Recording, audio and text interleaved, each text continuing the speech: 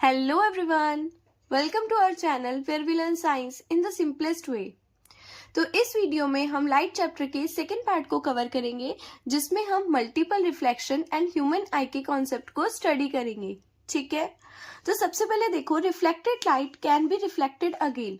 जो reflected light होती है वो दोबारा से रिफ्लेक्ट कर सकती है। जैसे कि आपने प्रीवियस वीडियो में पढ़ा था कि रिफ्लेक्शन क्या होती है।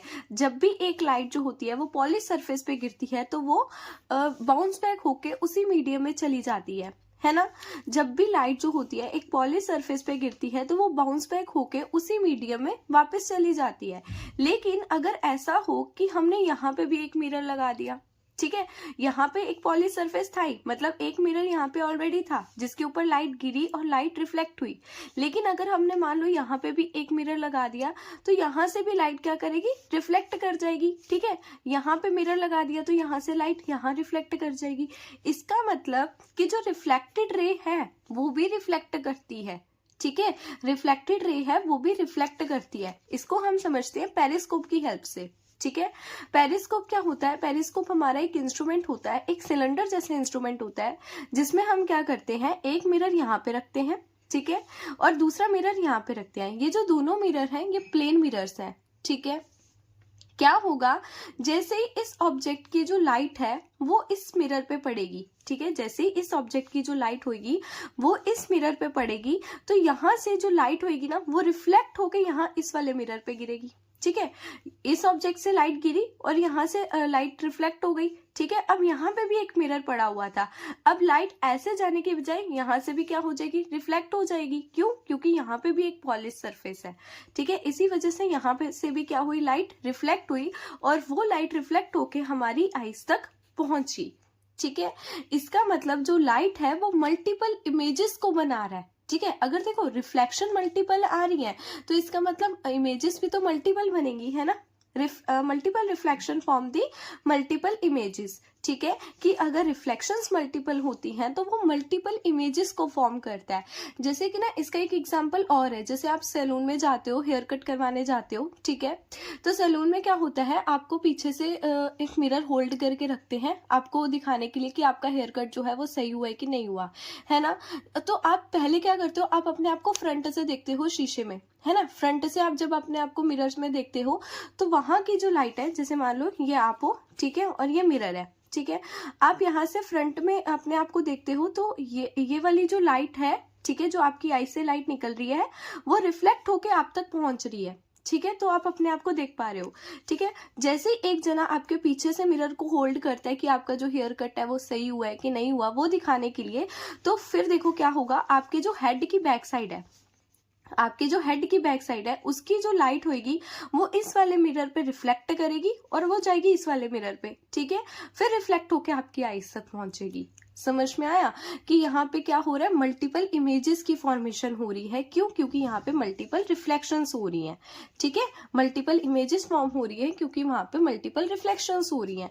ठीक है, two plane mirror at different angles produce the multiple images. अगर हम दो प्लेन मिरर को एक डिफरेंट एंगल पे रख देते हैं तो वो हमारे मल्टीपल इमेजेस को फॉर्म करता है। ठीक है, उसके बाद देखो कैलिडोस्कोप क्या होता है। कैलिडोस्कोप का मतलब होता है ये ना ब्यूटीफुल पैटर्न्स को फॉर्म करता है। जैसे जो बिल्डिंग आर्किटेक्चर्स होते हैं ना, जब उनको बिल्डिंग का डिजाइन बनाना होता है तो वो कैलिडोस्कोप का यूज करते हैं। उसमें ना काफी सारे ब्यूटीफुल पैटर्न्स आते हैं, लाइक जैसे ये फ्लावर हो गया, ठीक है, ऐसे मतलब काफी सारे ब्यूटीफुल पैटर्न्स आपको देखने को मिलते हैं कैलिडोस्कोप में। इसमें 3 प्लेन मिरर यूज करे जाते हैं। ठीक है, अब देखो कि जो सनलाइट होती है वो व्हाइट होती है या कलर्ड होती है।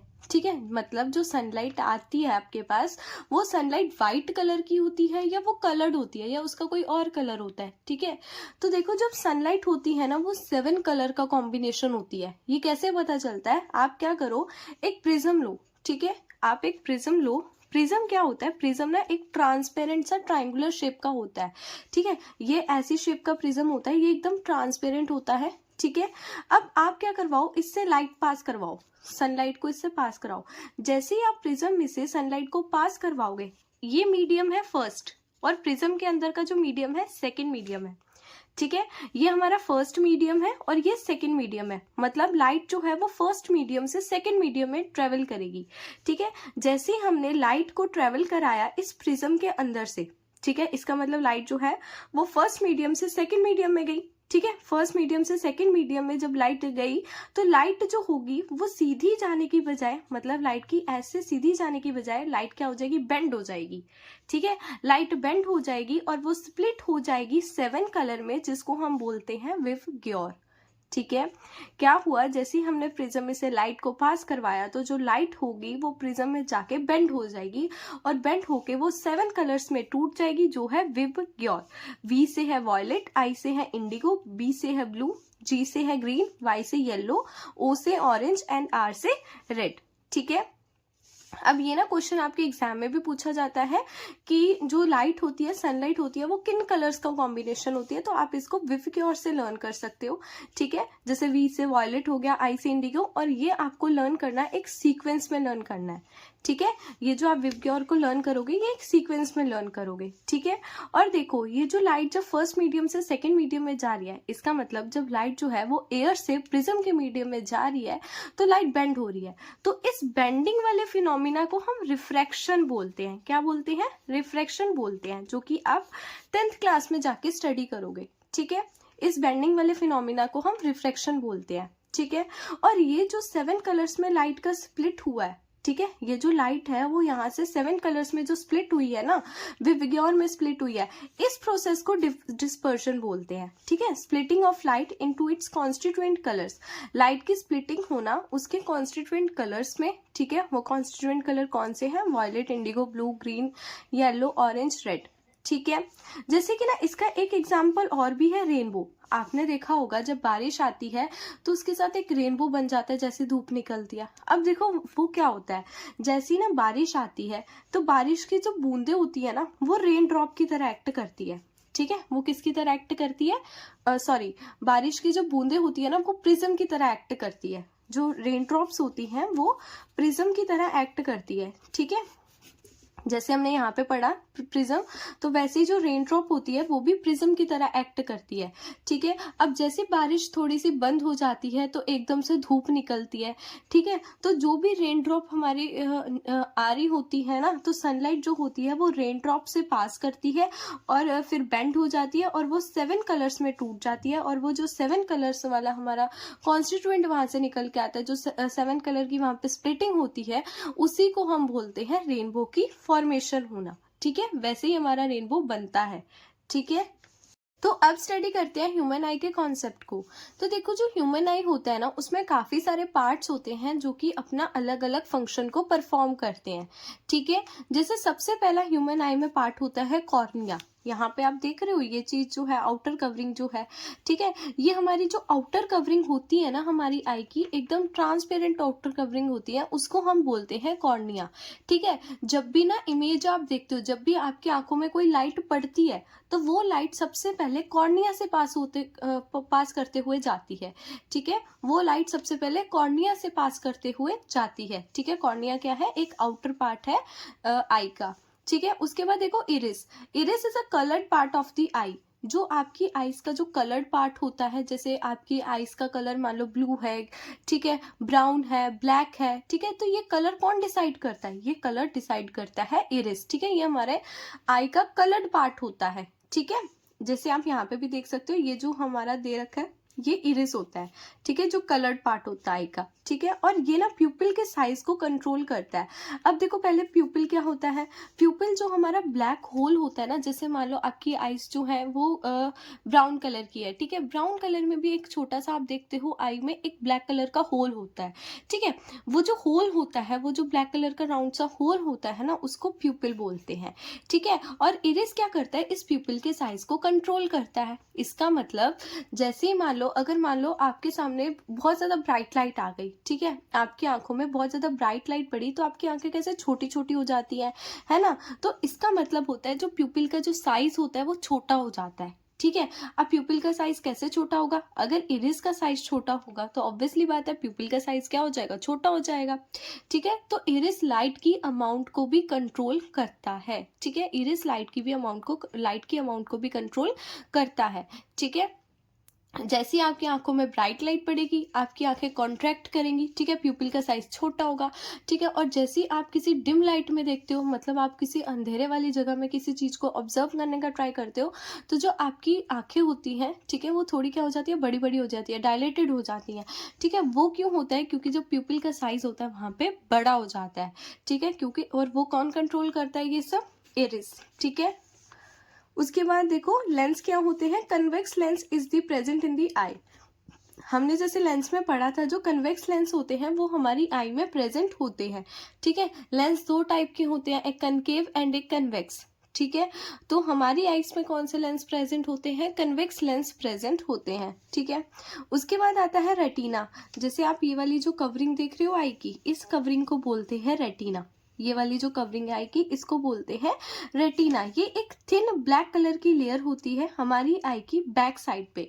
ठीक है, और जो इमेज की फॉर्मेशन होती है ना, मतलब हमारी आई में जो इमेज बनती है ना, वो रेटिना पे आके बनती है। ठीक है, अब ये भी आपके एग्जाम में क्वेश्चन पूछा जाता है कि हमारी आई में कौन से पार्ट पे जाके इमेज की फॉर्मेशन होती है, तो वो कौन सा पार्ट है? वो रेटिना है। ठीक है, रेटिना पे जाके आई की इमेज किसी भी इमेज की फॉर्मेशन होती है।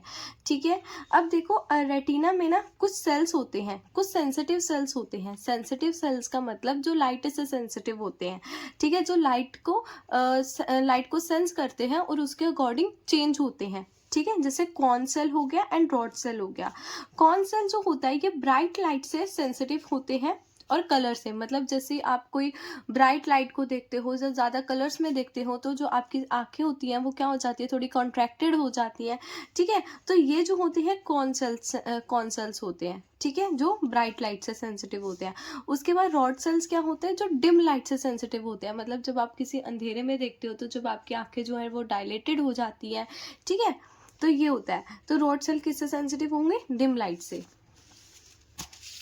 उसके बाद देखो ऑप्टिक नर्व। ऑप्टिक नर्व क्या होता है? जैसे यहाँ पे एक बंडल सा बना हुआ है। ठीक है, इस नर्व के बंडल को हम बोलते हैं ऑप्टिक नर्व। अब होता क्या है, आपकी इमेज रेटिना पे बन गई। ठीक है, आपकी इमेज जो है वो रेटिना पे बन गई। रेटिना में इमेज बनने के बाद रेटिना क्या करता है? उसको इलेक्ट्रिकल इम्पल्स में कन्वर्ट कर देता है। ठीक है, उसको इलेक्ट्रिकल इम्पल्स में कन्वर्ट करेगा और उसको भेज देगा ब्रेन के पास। ठीक है, उसको ब्रेन के पास भेजेगा। वो जो रेटिना ने इमेज को इलेक्ट्रिक इम्पल्स में कन्वर्ट करा है उसको वो ब्रेन में भेजेगा। किसके थ्रू? ऑप्टिक नर्व के थ्रू। ठीक है, मतलब ऑप्टिक नर्व जो है वो रेटिना से इलेक्ट्रिक इम्पल्स को लेके जाएगी ब्रेन तक। ठीक है, तो ऑप्टिक नर्व हमारी क्या होती है? Thick bundle of nerve fibre connected to retina. ये हमारी रेटिना से कनेक्टेड होती है, जो क्या करती है? इलेक्ट्रिक इम्पल्स को ब्रेन तक लेके जाती हैं। ठीक है, carry the electric signals to the brain. ठीक है, उसके बाद देखो यहाँ पे कुछ सिलियरी मसल्स भी होते हैं। ठीक है, ये जो सिलियरी मसल्स होते हैं, ये सिलियरी मसल्स जो होते हैं ये हमारे इरिस को होल्ड करके रखते हैं, हमारे लेंस को होल्ड करके रखते हैं। ठीक है, उसके बाद देखो ब्लाइंड स्पॉट क्या होता है? Tiny part on the retina of I.